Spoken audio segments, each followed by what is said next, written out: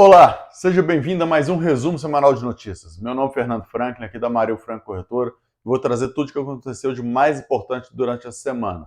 Começando já pelas notícias internacionais, a China, notícia mais importante da semana, reduziu as restrições contra o Covid-19 e reduziu também a quarentena para estrangeiros. Isso deu uma impulsionada no mercado, principalmente minério de ferro. Veja o resultado de Vale no dia de hoje.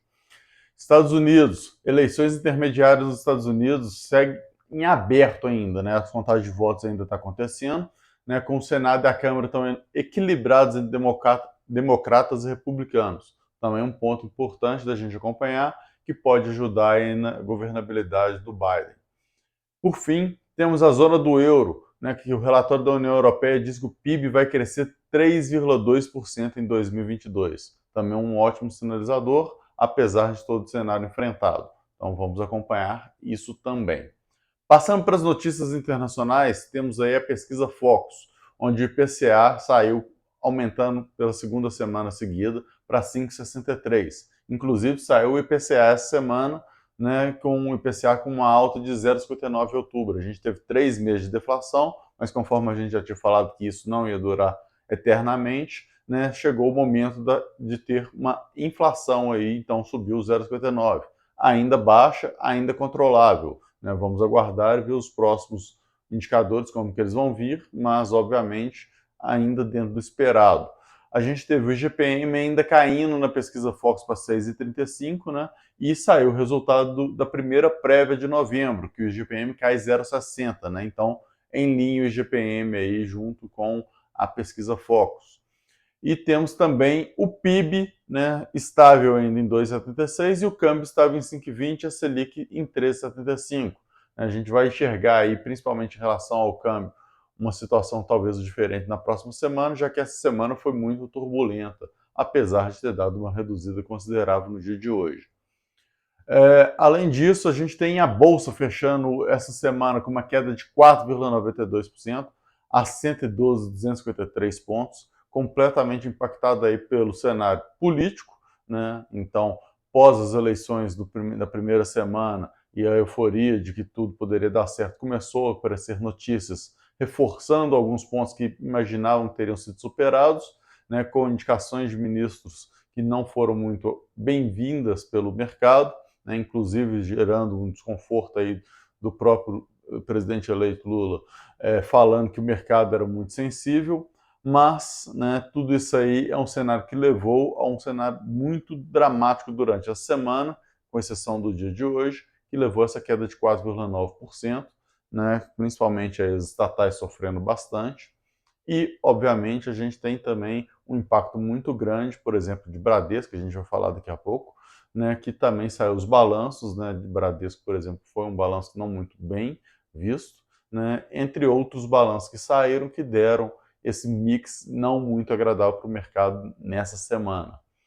Então, falando agora dos fatos relevantes de mercado, né, vou falar aqui principalmente do mercado financeiro, do setor financeiro, né, então vou falar aqui da B3, que teve um lucro líquido aí terceiro trimestre de 22, que ficou em 5,5% abaixo do segundo trimestre de 22 e 10,7% abaixo do terceiro trimestre de 21, então um resultado que não foi lá essas grandes coisas, e ainda anunciou a aquisição da Neurotech, empresa de tecnologia especializada em criação de sistemas e soluções de inteligência artificial, machine learning, big data, essa situação toda aí tecnológica, já é a segunda empresa tecnológica que a B3 adquire, né, no ano de 2022, e todo esse cenário não tem sido favorável, né, para a B3, e aí mostrando que a situação ficou complicada e o mercado, então, obviamente, não gostou muito, né? Então, é um ponto importante da gente acompanhar. Lembrando, já está precificado essa situação. É daqui para frente agora, ver se